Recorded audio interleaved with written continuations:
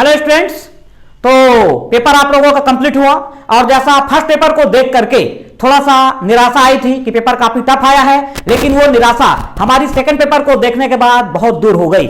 और मैं विशेष रूप से जो हमारी टीम में फिजिक्स वर्मा सर, बिल्कुल उनको धन्यवाद देता हूं, साथ ही हमारे शर्मा सर, क्योंकि मैंने देखा कि जैसा टीचरों ने पढ़ाया था या जैसा टेस्ट पेपर का मॉडल सेट किया था उसी के अनुरूप अपने को क्वेश्चन दिखाई दिया है। और ये मैं दावे के साथ कहता हूं कि छत्तीसगढ़ में आज कोई भी संस्था ऐसी नहीं है जो कि जायसवाल क्लासेस के सामने टिक सके। आइए अनुपम शर्मा जी एक्सप्लेन करेंगे क्वेश्चन पेपर।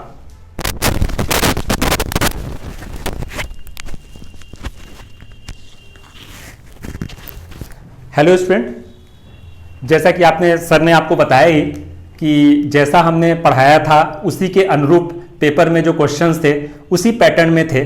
और इस बात की मुझे खुशी है कि आपने ज़रूर इस पेपर को अच्छे से सॉल्व किया होगा। और अभी मैं जो केमिस्ट्री वाला पोर्शन है उसको डिस्कस करने के लिए आपके सामने उपस्थित हूँ। ये मेरे पास जो क्वेश्चन पेपर है वो अभी मेरा क्वेश्चन पेपर जो है वो सेट ए है। तो मैं सेट ए के अकॉर्डिंगली आपको क्वेश्चन डिस्कस कर रहा हूं। आप अपने सेट के हिसाब से क्वेश्चन का सीक्वेंस देख लेंगे।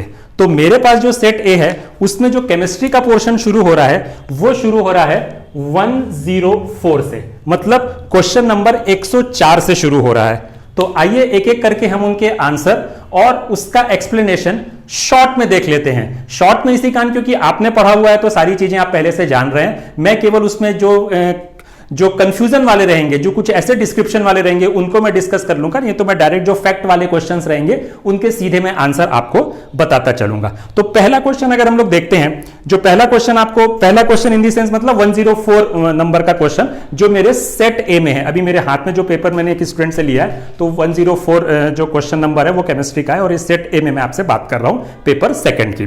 तो पहला क्वेश्चन ये बोल रहा है कि the rate constant of nth order reaction has its unit S, मतलब n कोटि की अभिक्रिया के लिए वेग स्थिरांक की इकाई होगी। तो ध्यान दीजिएगा दोस्तों, इसका जो आंसर होगा वो होगा आंसर सी, मतलब मोल। मैं लिख रहा हूं इसका मोल 1 - m लीटर n-1 और सेकेंड इनवर्स। तो ये इसका जो आंसर होगा वो आप देख सकते हैं, मोल 1 - n लीटर n-1 और सेकेंड इनवर्स, मतलब ये सी ऑप्शन जो है अगर आप देखें तो ये सी ऑप्शन जो है वो करेक्ट है इसका। अब आते हैं दूसरे क्वेश्चन पे। दूसरा बोल रहा है कि विच of the following species is amphoteric in nature. देखिए एम्फोटेरिक का मतलब आप समझते हैं, एम्फोटेरिक का मतलब ये होता है कि जो अम्ल और क्षार दोनों की तरह से विवेक कर सके। और ब्रॉन्स्टेड लारी ने इसको बहुत अच्छे से एक्सप्लेन किया था और हमने आपको नोट्स में भी ये चीज बताई थी कि जो प्रोटॉन ग्रहण भी कर सके और प्रोटॉन का दान भी कर सके, ये दोनों बराबर स्पीड से कर सके। तो इसमें अगर हम ऑप्शन की बात करें, अब हम बात कर रहे हैं 105 वाले क्वेश्चन की, तो इसमें आंसर आएगा आपका सी वाला। सी मतलब HSO4 माइनस, मतलब बाइसल्फेट आयन जो होते हैं। बाइसल्फेट आयन क्या करेंगे, एक प्रोटॉन को डोनेट करके ये बना लेगा सल्फेट आयन, ये H+ को एक निकाल देगा। मतलब यहां पे किस तरह से बिहेव किया, ये अम्ल की तरह से काम किया क्योंकि प्रोटॉन का इसने दान किया। और यही एक प्रोटॉन ग्रहण करके, मतलब मैं कर दूं कि H+ को प्लस कर दूं और HSO4 माइनस करूं तो ये बना लेगा आपका H2SO4। तो यहां पे किस तरह से बिहेव किया, इसने प्रोटॉन ग्रहण किया तो इसने क्षार की तरह से बिहेव किया। तो जो HSO4 माइनस है, ये मैंने कई बार नोट्स में बताया है पढ़ाते समय भी कि HSO4 माइनस जो होता है वो एम्फोटेरिक नेचर का होता है, उभयधर्मी होता है और ये दोनों तरफ बराबर तीव्रता के साथ प्रोटॉन को ग्रहण भी कर सकता है और प्रोटॉन को ले भी सकता है, दान भी कर सकता है। तो इसका आंसर आएगा आपका 105 का क्वेश्चन नंबर का सी। ये मैं बात कर रहा हूं, मैं ऊपर लिख दे रहा हूं, ये मैं बार बार आपको बता रहा हूं, मैं सेट ए के अनुसार आपको बता रहा हूं। मेरे पास जो सेट है, सेट ए का मैं क्वेश्चन पेपर मेरे हाथ में है। अब आते हैं दोस्तों तीसरे क्वेश्चन पे। सल्फ्यूरिक अम्ल के 0.05 मोलार विलयन के पीएच का मान होगा। देखिए अगर हम pH का मान कैलकुलेट करते थे, मैंने आपको फॉर्मूला बताया था pH = -log of H ion concentration, और यहां पे अगर मैं फॉर्मूला लिखूं तो है 0.05 मोलार, ये उसकी सांद्रता है सल्फ्यूरिक अम्ल की। अगर मैं इसको तोड़ के लिखता तो क्या लिखता, -log 5 × 10⁻⁻²। और इसको अगर और स्प्लिट करता तो मैं क्या करता, log को अंदर ले जाता तो मैं लिखता log 5 plus log 10 to the power -2। आपको मालूम है log 10 टू दी पावर -2 का log कितना आता है, -2। और जो log 5 की वैल्यू होती है, देखिए मैंने आपको ध्यान होगा, मैंने आपको वीडियो में भी कई बार बताया कि 2 से लेकर 9 तक का log आप क्या कर लीजिए, याद कर लीजिए, क्योंकि बहुत ज्यादा काम आएगा। और देखिए इस क्वेश्चन में वो काम आ भी गया। तो यहां पे जो log 5 की वैल्यू होती है वो होती है 0.692 के आसपास। तो अगर मैं इसको सॉल्व करूंगा तो ये लगभग 1.3 के अप्रोक्सीमेटली या 3 से थोड़ा सा कम आपके पास में ये वैल्यू आएगी। तो हम इसको राउंड अबाउट क्या मान लेंगे, 1 के ज्यादा नियरेस्ट है ये, क्योंकि एक ऑप्शन 2 भी दिया, ये 2 से थोड़ा दूर है। तो इसका आंसर हो जाएगा आपका ए वाला, मतलब 106। क्वेश्चन नंबर 106 का जो ऑप्शन होगा वो होगा ए, मतलब आंसर होगा फर्स्ट। मैं आंसर भी बाद में लिखते जा रहा हूं क्योंकि ऑप्शंस में हो सकता है कि सीक्वेंस अलग हो आपके सेट के अकॉर्डिंगली। अब आते हैं दोस्तों क्वेश्चन नंबर 107 में। बोल रहा है कि I am responsible for the loss of bleaching action of bleaching powder due to its storage of long time. ध्यान दीजिएगा, जो ब्लीचिंग पाउडर होता है, ये मैं 107 क्वेश्चन को डिस्कस कर रहा हूं। ब्लीचिंग पाउडर जो होता है वो जो होता है ऑक्सीक्लोराइड आयन, मतलब इसमें बी ऑप्शन करेक्ट होगा, OCl माइनस। इस आयन के कारण क्या होता है, वो ब्लीचिंग प्रॉपर्टी देता है, क्योंकि जब ये पानी में घुलता है तो ये नवजात ऑक्सीजन को क्या करता है, रिलीज कर देता है। कौन, ये OCl माइनस, और यही उसका एक्टिव पार्ट भी होता है। आपको ध्यान होगा कि पिछले सालों में जो पेपर आया था पहला 2016 में, तो उसमें ये क्वेश्चन पूछा था कि ब्लीचिंग पाउडर में जो एक्टिव आयन होते हैं वो कौन से होते हैं, वो यही होते हैं एक्टिव आयन, और यही आयन जो होते हैं वो रिस्पॉन्सिबल होते हैं ब्लीचिंग के लिए। और अगर ये चले जाते हैं तो यही क्या करता है, ब्लीचिंग प्रॉपर्टी को, ब्लीचिंग पाउडर की या विरंजक चूर्ण की खत्म कर देता है। तो 107 का ऑप्शन होगा बी, और उसका एक्चुअली में जो मतलब जो वो है आयन जो होता है वो OCl माइनस होगा। अब आते हैं दोस्तों क्वेश्चन नंबर 108 में। 108 बोल रहा है कि ये आप देख रहे हैं अमोनिया की फॉर्मेशन की विधि है हेबर प्रोसेस से, और ये लिखा है, मैं लिख रहा हूं N2 + 3H2 ग्वीज out twice NH3, और इसके लिए जो एंथैल्पी ऑफ फॉर्मेशन है, मतलब डेल्टा H जो होता है वो वैल्यू दे रहा है आपको -92.2 kJ। ये माइनस में दे रहा है। माइनस में देने का मतलब आप समझते हैं, माइनस में देने का मतलब ये है कि ये प्रोसेस कैसी है, ये प्रोसेस जो है वो एक्सोथर्मिक है, मतलब ऊष्माक्षेपी है। ये फॉर्मेशन के लिए दे दिया, ठीक। अब ये बोल रहा है क्वेश्चन में कि the enthalpy change, the enthalpy of formation of ammonia is given by, ये आपको दे रहा है। तो enthalpy of formation of ammonia is given by, मतलब इसको अगर हम लोग, ये जो दे रहा है एंथैल्पी ऑफ फॉर्मेशन, यही तो एंथैल्पी ऑफ फॉर्मेशन है इसका।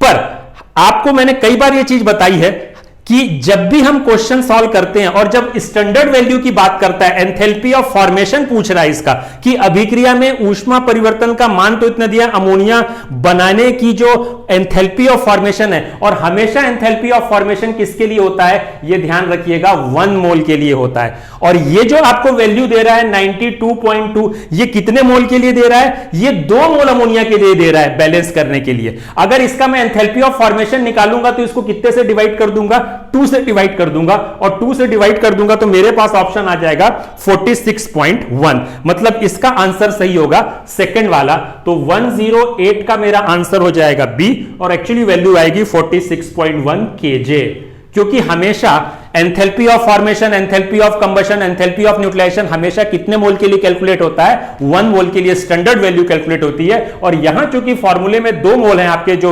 इक्वेशन में, इसी कारण ये वैल्यू का क्या हो जाएगा, आधा हो जाएगा enthalpy of formation of ammonia. तो ये बात ध्यान में रखेंगे, ये चीज भी हमने कई बार जब क्लास में ये चीज हमने डिस्कस की थी। अब आते हैं दोस्तों क्वेश्चन नंबर 109 पे।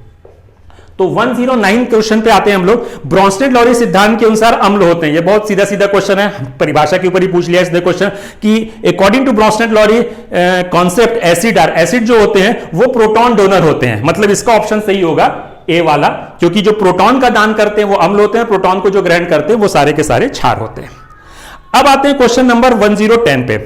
क्वेश्चन में इक्वेशन दे दिया है 1/2a ग्वीज आउट 3b, और पूछ रहा है कि ए के विलुप्त होने की दर उत्पाद बी के बनने की दर के बीच में क्या संबंध होगा।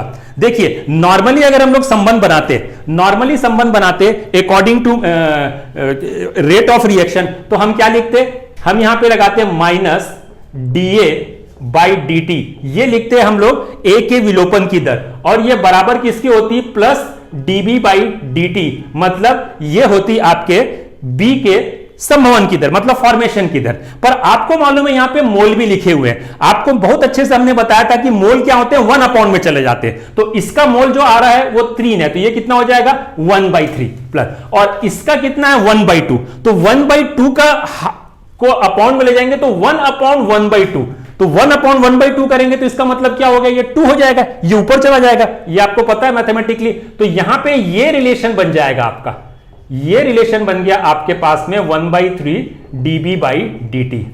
अब इसको मैथमेटिकली सॉल्व करेंगे तो इसको अगर मैं इधर ले जाता हूं तो ये कहां चला जाएगा, नीचे, तो मतलब फाइनली क्या बनेगा, minus DA by DT is equal two plus 1/6 DB by DT। तो इसमें जो ऑप्शन आएगा सही आपका वो कौन सा होगा, डी वाला आएगा। तो 110 का जो आंसर होगा डी वाला होगा, जो आप यहां पे देखिएगा, और मैंने उसको सॉल्व करके यहां पे आपको बता भी दिया, और ये हमने किए भी है क्वेश्चन, इसके ऊपर बहुत सारे हमने क्वेश्चंस पहले भी किए हैं। अब आते हैं दोस्तों क्वेश्चन नंबर 111 पे। तो 111 पे आ रहा हूं मैं, 111 पे हम क्वेश्चन पे आ रहे हैं। पूछ रहा है कि निम्न में से कौन सा कथन असत्य है, ठीक है, which of the following is statement is false. इसमें ये बोल रहा है, पहले ऑप्शन पे चलते हैं, the greater the concentration of the substances involve in the reaction lower the speed of the reaction. देखिए यही जो वो क्या स्टेटमेंट है वो फॉल्स है, हालांकि पूरी तरह से फॉल्स नहीं है ना, पर बाकी जो ऑप्शंस के अकॉर्डिंगली हम देखें, हम बात कर रहे हैं, जब भी हम क्वेश्चन को जो डिस्कस करते हैं हम हमेशा कंपैरिजन में डिस्कस करते हैं। कंपैरिजन का मतलब होता है कि जो आपको दिया हुआ है, जो मतलब ऑप्शन में है आपका, उनमें चूज करना है। तो यही ऑप्शन जो होगा आपका बेस्ट होगा कि यही कथन जो है वो असत्य है। बाकी अगर दूसरा ऑप्शन देखते हैं, the point of dynamic equilibrium is reached when the reaction rate of one direction just balance the reaction of the opposite direction. Yes, आपको मालूम है इक्विलिब्रियम जब भी होता है तो RF इक्वल टू क्या हो जाता है, RB हो जाता है, मतलब रेट क्या होती है, अपोजिट डायरेक्शन की जो होती है वो रेट ऑफ बैकवर्ड डायरेक्शन के इक्वल हो जाती है इक्विलिब्रियम में। तो ये तो सही स्टेटमेंट है। फिर बोल रहा है the dissociation of weak electrolyte is reversible reaction. Yes, जो वीक इलेक्ट्रोलाइट होते हैं, जैसे मैं एसिटिक एसिड को डिसोसिएट करता हूं, तो एसिटिक एसिड एक वीक इलेक्ट्रोलाइट है, अगर मैं इसको डिसोसिएट करूंगा तो ये रिएक्शन रिवर्सिबल होगी, ये बनाएगा एसीटेट आयन और H+ आयन। पर अगर मैं HCl को डिसोसिएट कर रहा हूं तो HCl ये H+ और Cl- में टूटेगा, ये यूनिडायरेक्शनल होगा। वो इसलिए होगा क्योंकि ये जो एसिड है वो मिनरल एसिड है जो कि स्ट्रॉन्ग एसिड है, और जो एसिटिक एसिड है वो वीक एसिड है क्योंकि वो ऑर्गेनिक एसिड है। हमने बहुत पहले आपको बताया था जितने भी ऑर्गेनिक एसिड्स होते हैं वो वीक एसिड होते हैं, जितने भी इनऑर्गेनिक एसिड्स होते हैं वो स्ट्रॉन्ग एसिड होते हैं। तो वीक एसिड जो होता है वो रिवर्सिबल हो जाएगा। तो ये भी स्टेटमेंट जो है उसका सही है। और the presence of free ion facilitates the chemical changes. Yes, जितने भी आयंस के फॉर्म में रिएक्शन होगी वो क्या करेगा, केमिकल चेंज को जल्दी परफॉर्म करेगा। जैसे मान लीजिए मैं लिखता हूं Na+ और Cl-, तो इसमें NaCl बनने की जो प्रोबेबिलिटी है वो बहुत तेज होगी, क्योंकि आयन क्या करेंगे, फैसिलिटेट करेंगे रिएक्शन को बहुत तेजी से प्रोडक्ट बनाने के लिए, उत्पाद बनाने के लिए। तो इन सब में अगर देखा जाए तो ए ऑप्शन जो है वो फॉल्स है। तो 111 का जो ऑप्शन आएगा वो आपका आएगा ए ऑप्शन आपका सही होगा, मतलब वही स्टेटमेंट गलत है। अब आते हैं दोस्तों क्वेश्चन नंबर 112 में। बोल रहा है प्लेटिनम पृष्ठ पर अमोनिया के विघटन का वेग स्थिरांक आपको दे दिया है, वैल्यू दिया है 2.5 × 10⁻⁴ mole litre inverse second inverse, और पूछा है कि ये कौन सी अभिक्रिया की कोटि। हमने आपको कई बार ये चीज बताई है कि आप सीधा सीधा जान सकते हैं कि जो वैल्यू जो होती है, मतलब जो भी रेट कांस्टेंट की वैल्यू दी है उसको ना देख के उसकी यूनिट को देख के आप बहुत अच्छे से बता सकते हैं। तो उसकी जो यूनिट लिखी हुई है mole litre inverse second inverse, ये बेसिकली कौन से ऑर्डर की रिएक्शन है, ये 0 ऑर्डर की रिएक्शन है। मतलब 112 का जो आंसर आएगा वो आएगा ए, मतलब शून्य कोटि की अभिक्रिया के लिए ये जो होगा वो सही होगा। तो ये आप यहां पे ध्यान में रखेंगे। तो अब मैं आ रहा हूं 113 पे, क्वेश्चन नंबर पे। बोल रहा है रस कपूर निम्न में से क्या होता है। ये क्वेश्चन पहले भी आ चुका है, पिछले सालों में भी पूछ चुका है ये क्वेश्चन में कि जो कोरोसिव सप्लीमेंट का फॉर्मूला क्या होता है। तो कोरोसिव सप्लीमेंट जो होता है वो होता है मर्क्यूरी क्लोराइड, मतलब HgCl2, और तो इसका आंसर हो जाएगा आपका 113 का बी ऑप्शन करेक्ट होगा।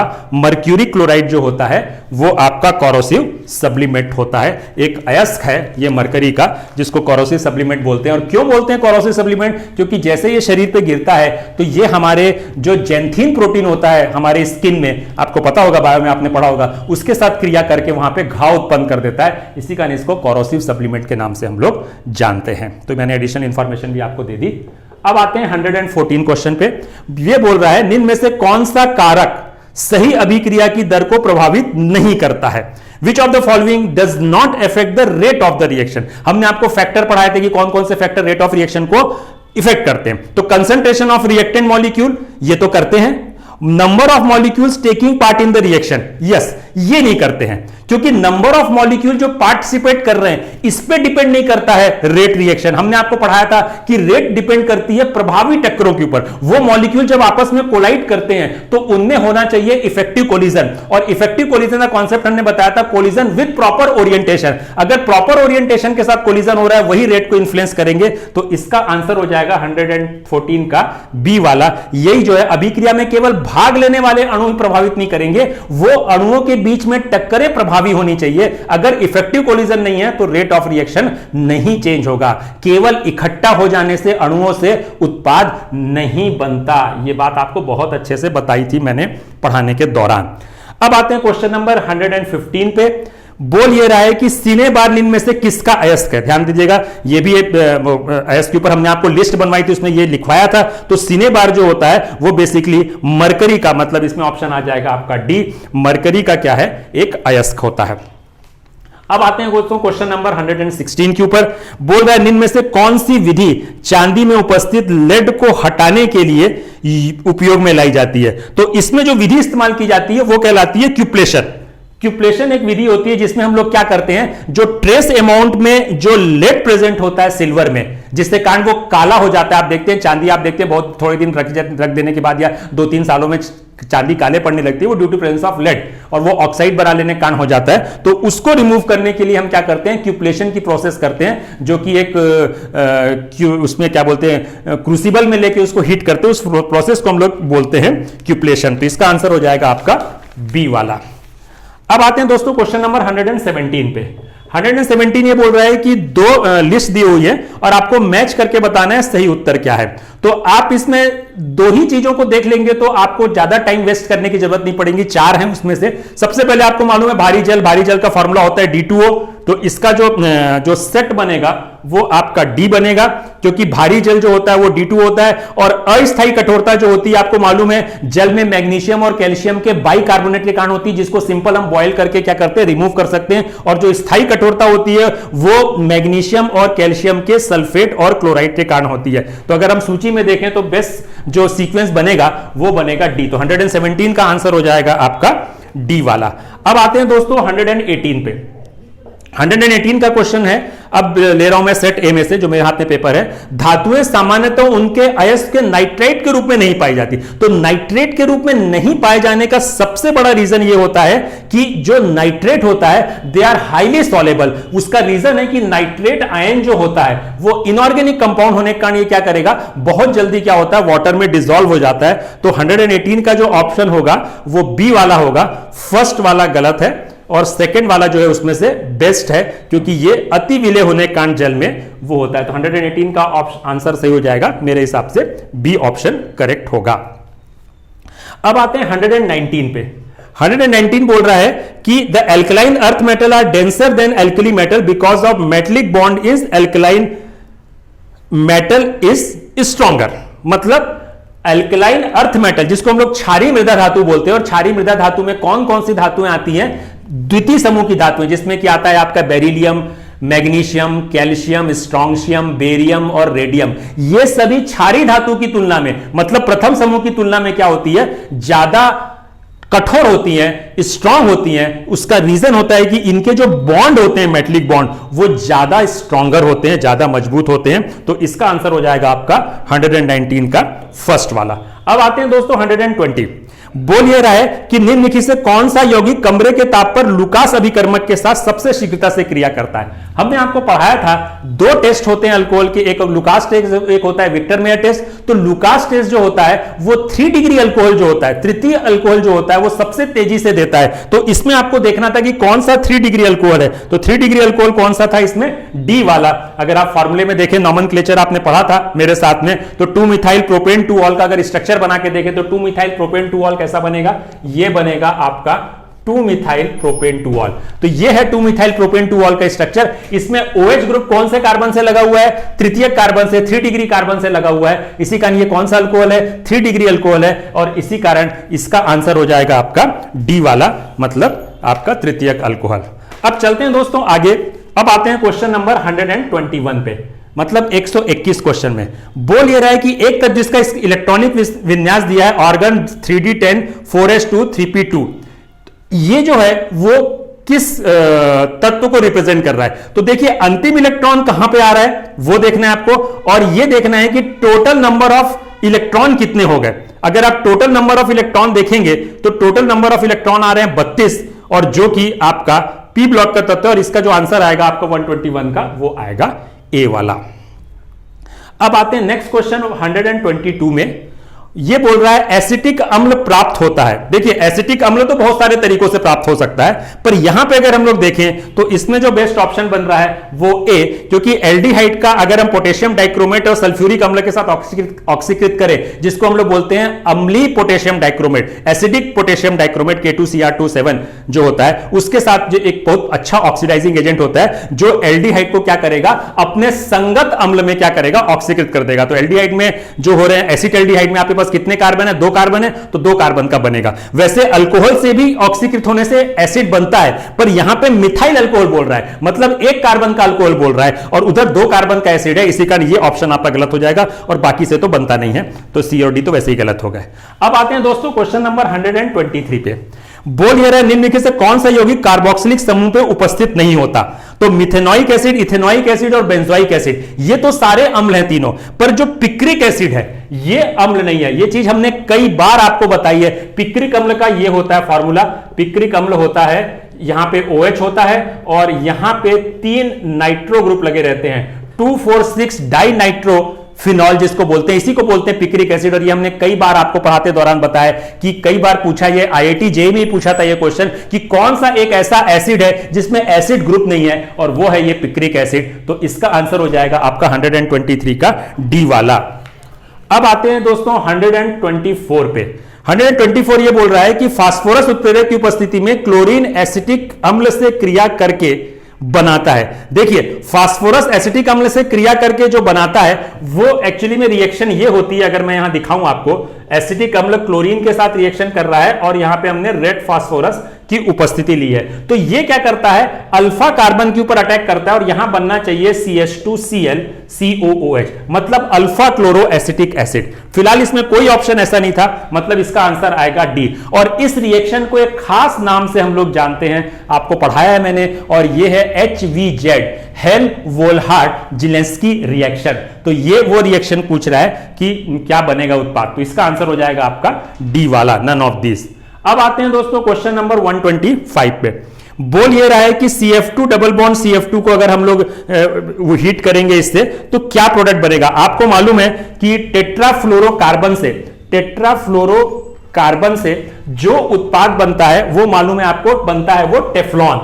तो टेफ्लॉन इसमें कोई भी ऑप्शन में नहीं दिया है। तो टेफ्लॉन एक बहुलक होता है जो योगात्मक बहुलक होता है, तो इसका भी आंसर हो जाएगा आपका डी 125 का, जिसमें कि नन ऑफ दिस ऑप्शन आ रहा है। अब आ रहे हैं दोस्तों हम लोग लास्ट क्वेश्चन पे। बोल ये रहा है कि HCO3 का संयुग्मी क्षार है, HCO3 मतलब बाइकार्बोनेट आयन, संयुग्मी क्षार पूछता है। संयुग्मी क्षार कब बनते हैं, जब कोई स्पीसीज एक प्रोटॉन का दान कर देती है तो उससे बनते हैं संयुग्मी क्षार। तो अगर मैं बाइकार्बोनेट आयन में से एक प्रोटॉन निकाल दूं तो क्या बन जाएगा, यहां पे कार्बोनेट आयन बन जाएगा। तो इसका जो संयुग्मी क्षार आएगा वो आएगा कार्बोनेट आयन, मतलब इसके हिसाब से आंसर आएगा बी वाला इस क्वेश्चन का। तो ये दोस्तों आखिरी क्वेश्चन था हमारे केमिस्ट्री का। तो मैंने पूरा जो 104 से लेके 126 तक के जो हमारा केमिस्ट्री वाला पोर्शन है पेपर सेकंड का वो एक्सप्लेन कर दिया। और ये सारी चीजें लगभग 98% जो है ये मेरे नोट्स से हैं, सिर्फ एक क्वेश्चन को छोड़ के। तो ये पूरी की पूरी चीजें मैंने आपको पढ़ाई थी। अगर जिनने मेरे वीडियो देखे होंगे, जिनने मेरे नोट्स देखे होंगे, जिनने मेरी क्लास अटेंड की होगी, वो उसने ये सारे क्वेश्चन सॉल्व करने की कैपेसिटी रखी होगी। तो उम्मीद करता हूं दोस्तों कि आपने ये सारी चीजें अच्छे से बनाई होंगी और जो मैंने आंसर बता दिए आप वहां से टैली करके आप इसको देख भी सकते हैं। तो उम्मीद है कि आपने बहुत अच्छे से यह काम किया हुआ है। अब मैं जायसवाल सर को आमंत्रित कर रहा हूं कि वो यहां पे पेपर को डिस्कस करने के लिए आए। Sir please. ओके, ठीक है भाई। तो केमिस्ट्री का एक्सप्लेनेशन आप लोगों ने देखा। अब तुरंत हम स्टार्ट कर रहे हैं यहां पर आपका बायोलॉजी।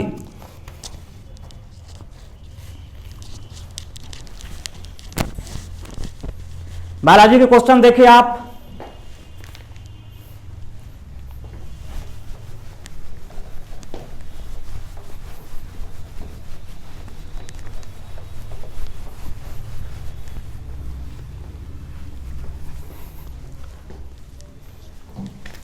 ये देखिए आपका बायोलॉजी स्टार्ट हुआ है।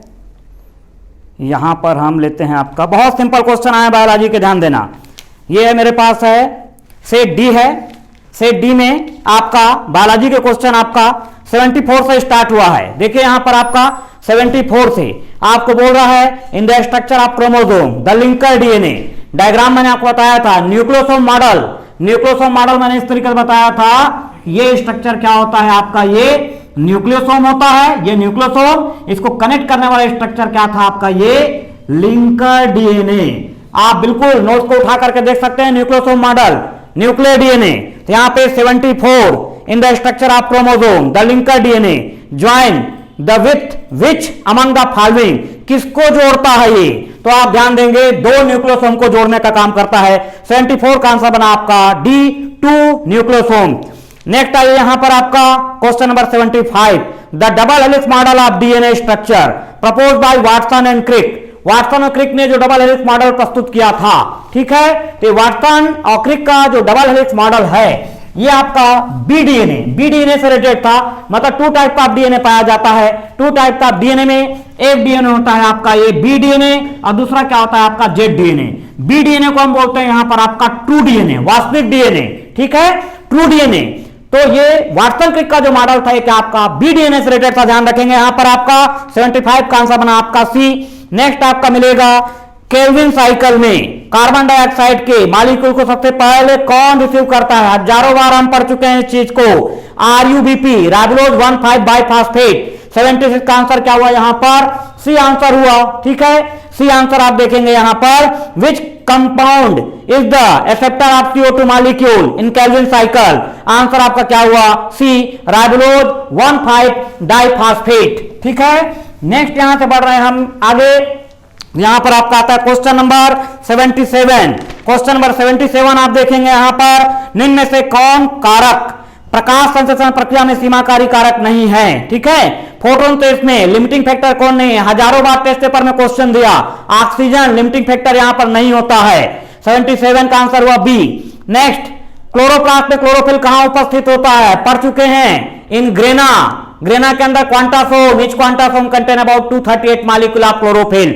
आंसर क्या बना आपका डी, ग्रेना के अंदर पाया जाएगा क्लोरोफिल। नेक्स्ट आपका what is the source of evolution of oxygen, बहुत common question. H2 is the source of oxygen during photosynthesis. तो यहां पर आंसर 79 का बना बी, फ्रॉम वाटर। नेक्स्ट आइए निम्न में से कौन सा हार्मोन स्टोमेटा को क्लोज करता है, बहुत कॉमन तरीके से पढ़ा हमने, एब्सिसिक एसिड, ठीक है। एब्सिसिक एसिड क्या करता है, stimulate the closing of stomata, transpiration को रोकने के लिए। नेक्स्ट आइए आपका 81 ग्लाइकोलाइसिस। ग्लाइकोलाइसिस का लास्ट प्रोडक्ट क्या होगा, बहुत कॉमन, ठीक है, पायरुविक एसिड। नेक्स्ट आपका लीजिए क्रेब्स चक्र कहां चलता है, Krebs cycle is carried out in the which place, mitochondrial matrix, inner matrix of mitochondria हमने पढ़ा है, सी आंसर। नेक्स्ट आपका देखिए यहां पर the spraying of which prevent premature fruit fall, मतलब अपरिपक्व फलों को रोकने से बचाना है तो हम स्प्रे करेंगे क्या, 2,4-D IAA NAA। आपको मालूम है अच्छे तरीके से ये जो तीनों फार्म यहां पर आपका दिया हुआ है, इंडोल एसिटिक एसिड, ये नेचुरल ऑक्सीजन है, और बाकी दोनों आपका क्या है, सिंथेटिक ऑक्सीजन है। तो ऑक्सीजन तो सभी हैं, तो ऑक्सीजन हार्मोन का यहां पर रोल रहता है। आंसर यहां पर बनेगा डी, ऑल ऑफ दिस। ठीक है, नेक्स्ट यहां पर 84 नंबर का क्वेश्चन है, parthenogenesis can be induced by the treatment of. ये क्वेश्चन का आंसर मेरे को भी उतना अच्छे से क्लियर नहीं है, लेकिन मे बी इसका आंसर आपका बन सकता है टेम्परेचर, इसका आंसर बन सकता है, क्योंकि थर्मल इफेक्ट आप पार्थेनोजेनेसिस पढ़ने के लिए मिलता है, लेकिन एग्जैक्ट यहां पर मैं नहीं हूं। नेक्स्ट यहां पर आप आइए क्वेश्चन नंबर 88। ठीक है, बिल्कुल simple, largest and smallest flower. तो लार्जेस्ट फ्लावर क्या हुआ आपका रेप्लिसिया, स्मॉलेस्ट फ्लावर क्या है आपका ओल्फिया। आंसर बना आपका डी। नेक्स्ट आप लीजिए, vegetative reproduction in yeast take place, बिल्कुल डायग्राम बना के समझाया हूं, ओनली बडिंग, बडिंग मेथड से यहां पर क्या होता है आपका रिप्रोडक्शन होता है ईस्ट में। ठीक है, नेक्स्ट आपको मिलेगा यहां पर natural occurring parthenocarpy. Natural parthenocarpy क्या होता है, बनाना।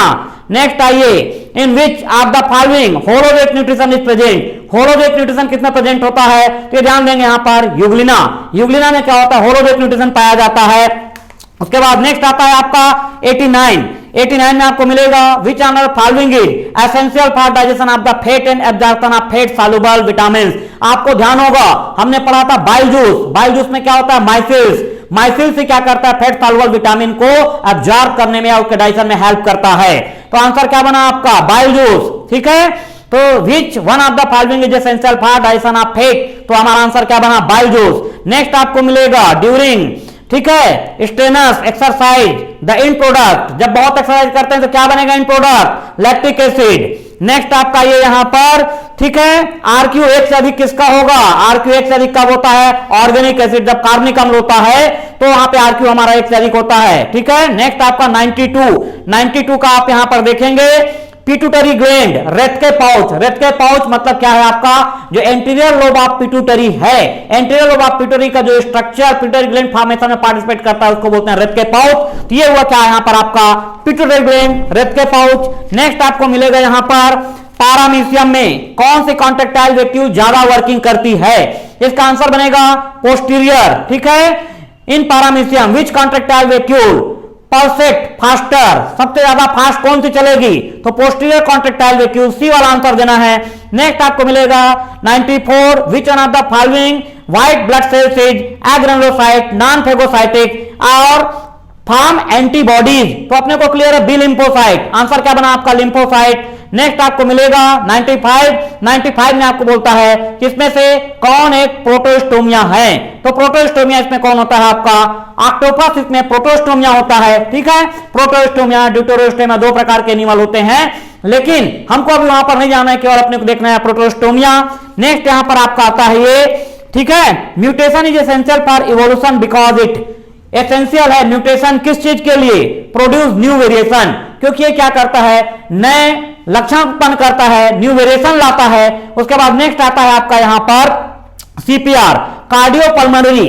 ठीक है, तो कार्डियोपल्मोनरी जो आपका रिसाइटेशन है ये किससे रिलेटेड है आपका, बहुत जनरल बुक्स अगर आप देखेंगे डायग्राम में आपको दिख जाएगा। तो ये क्या होता है आपका, कंप्रेशन ऑन चेस्ट। ठीक है, मतलब कई बार छाती पर दबाव बना करके, तो ये हुआ 97 आपका सीपीआर से रिलेटेड हुआ। ठीक, तो ये था लगभग हमारा 24 क्वेश्चन आपका बायोलॉजी से रिलेटेड। अब यहां पर ध्यान देना, ये जो 24 क्वेश्चन है, 24 क्वेश्चन में आपका 17 क्वेश्चन तो डायरेक्ट मेरे नोट्स में है, मतलब जो ऑनलाइन पढ़ाया चाहे ऑफलाइन कुछ भी पढ़ा होगा, 17 क्वेश्चन इसमें बिल्कुल आपके हैं, और कुछ क्वेश्चन इसमें आउट ऑफ सिलेबस हैं जिनको बनाना दूसरों के लिए संभव नहीं है। जैसे मैंने आपको बताया 2 क्वेश्चन दे दिया, क्या, एक तो दे दिया प्रोटोस्टोमिया, प्रोटोस्टोमिया दूर दूर तक हमारे सिलेबस से रिलेटेड नहीं है। एक दूसरा आपका यूग्लिना, यूग्लिना में होलोजेट न्यूट्रिशन पाया जाता है, ये भले ही हमारे सिलेबस में हो सकता है। ठीक है, या पैरामीशियम में कौन सी कॉन्ट्रेक्टाइल वेक्यूल वर्किंग कर रही है, सिलेबस में है ही नहीं। तो कुल मिलाकर के क्या है कि यहां पर अपने को करीब करीब 6-7 क्वेश्चन ऐसे हैं जिसको क्या बोल सकते हैं मैंने आपको नहीं पढ़ाया है। ठीक है, लेकिन 17 क्वेश्चन बिल्कुल आपको डायरेक्ट दिखाई दे रहे हैं, तो 17 क्वेश्चन बिल्कुल सिंपल हैं, वो क्वेश्चन आपका मिस्टेक नहीं होना चाहिए।